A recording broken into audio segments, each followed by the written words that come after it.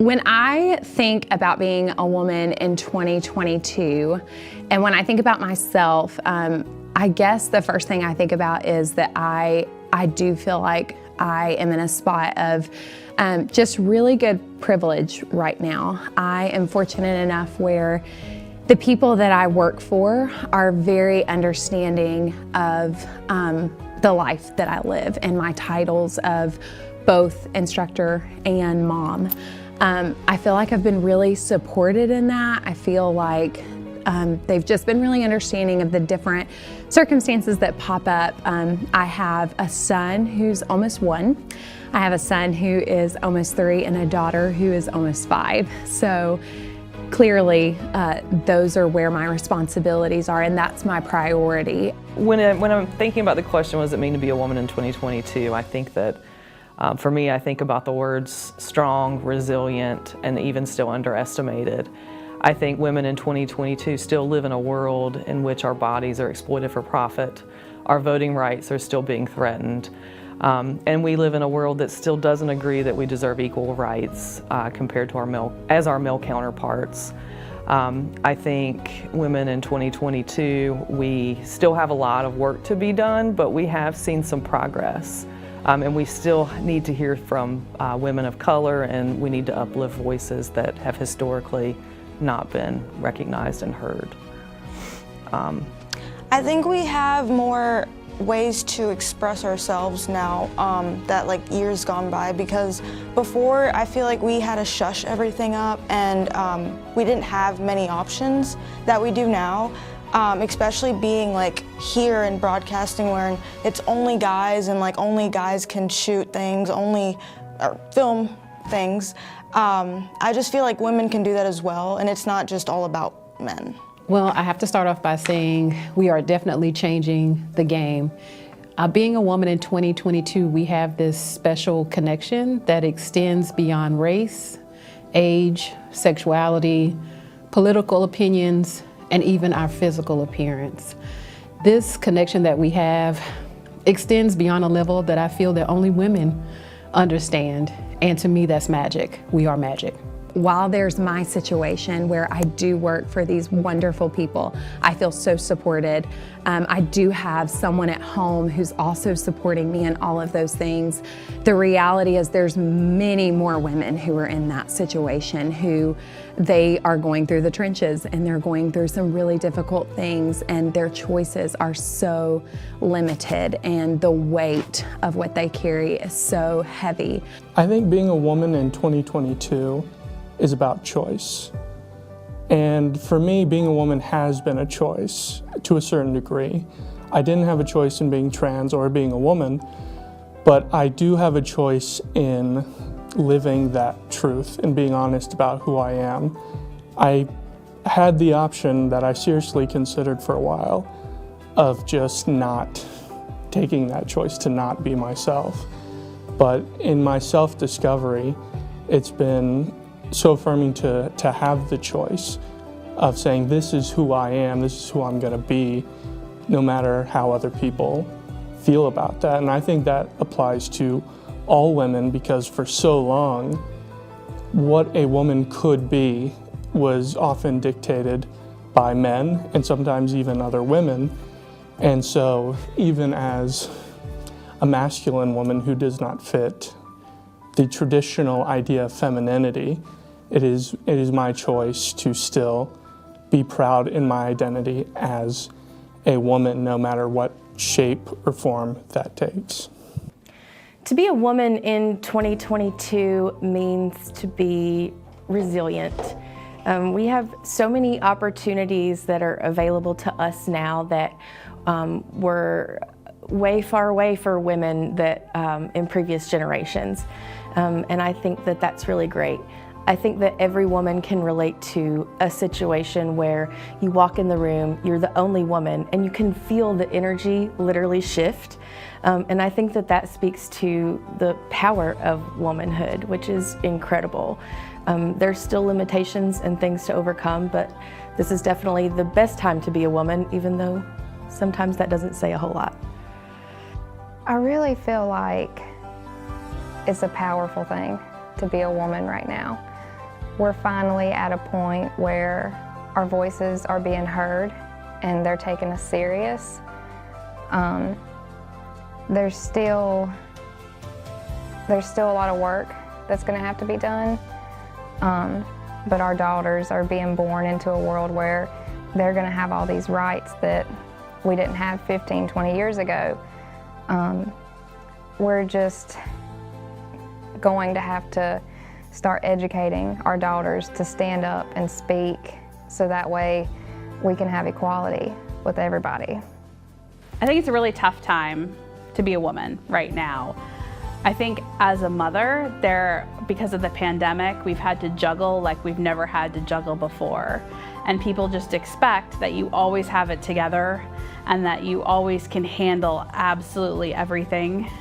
And it doesn't matter, you're just expected to have it done. Where I don't think there's that expectation of men. And I think women have had to shoulder a lot over the last 2 years. As a woman who works in STEM, I think we have a lot of challenges getting noticed because the profession is still dominated by men. It's been great to see in past years, at least in my industry, there's many women executives. I'm very fortunate that at this college, there's many leaders that are women, which I think is absolutely great. But I think we still have a long way to go. And even if when I look in my classes and I see there's so few women and they're so afraid to try this industry because it is so male dominated, that really hurts me because I want everyone to feel like they can do it, because there really should be no barriers to whatever you want to do, no matter who you are. One thing I would like to immediately see changed, especially for the young people like I serve in my classes, is the false belief, I think, that things are so complex and so difficult that the individual cannot make a difference. So I would like to say to anyone, do not allow fear to limit you. You may not be able to change the whole world, but can you change a little slice of it? Can you change the slice that you influence?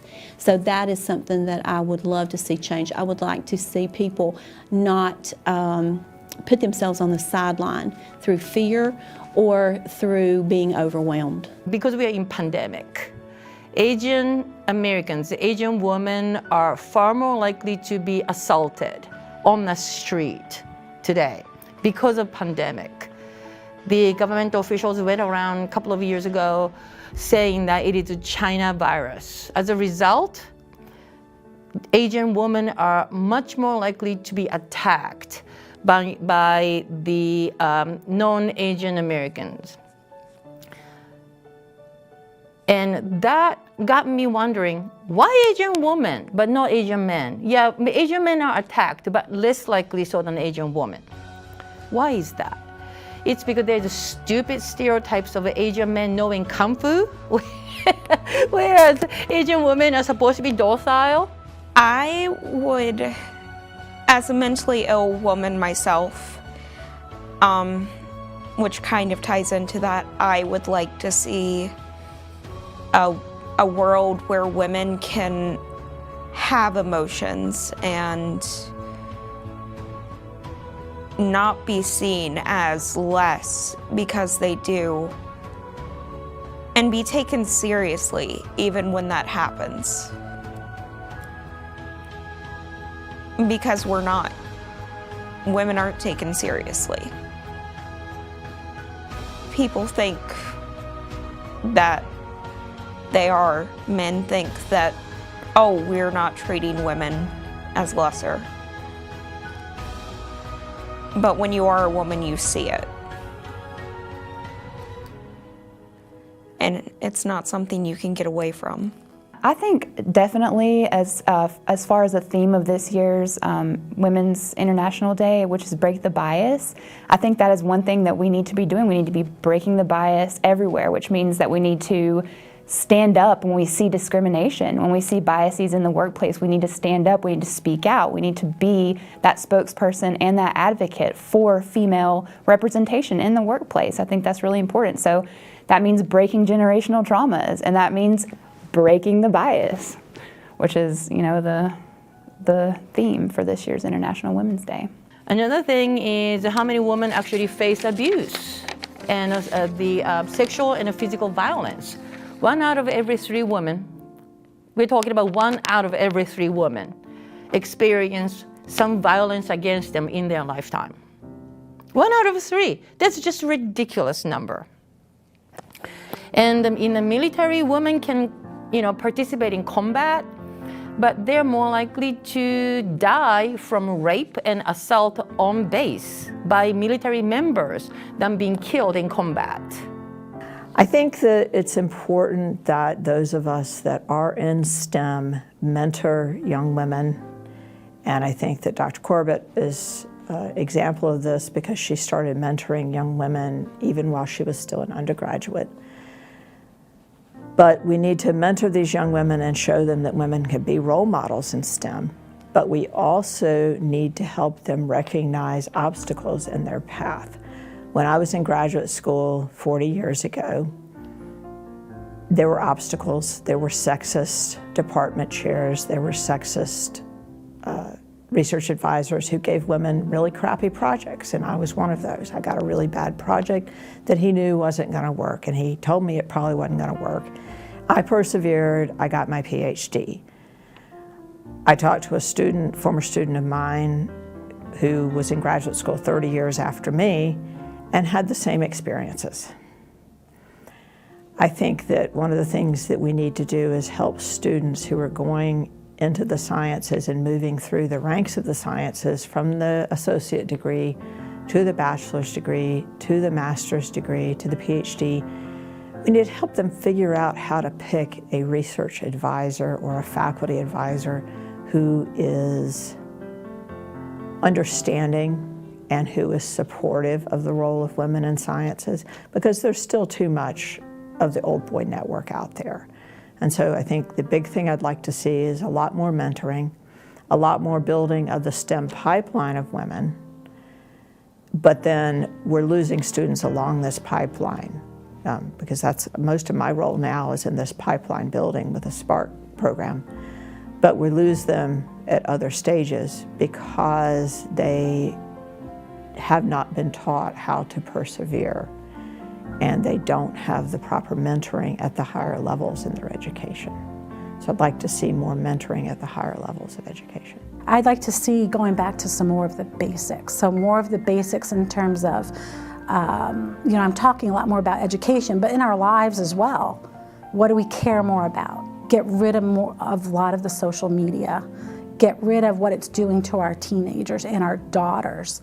I taught at an all-girls school for 10 years. I know what that does to, I've taught all girls, I've taught co-ed, I see it, I've seen it, experienced it. And I feel like we need to, you know, just kind of come back to the basics on a lot of those areas. It's not just a woman who experiences discrimination, but the discrimination that the woman of color face is even worse. And I think the realization that those are reality for us, we have to live with it every day, is the first step toward breaking the bias. I think where we have to go with challenges is everyone should feel okay to be who they are, no matter who that is. And one thing I heard today from doing this video from so many people is they felt the need, they have to be on it all the time. They have to always be together, not have your emotions out there because you're trying to compete with men. But I don't think we should try to be like men. We should try to be who we are. And I think that's a change that needs to happen, is that we all need to be comfortable in our own skin.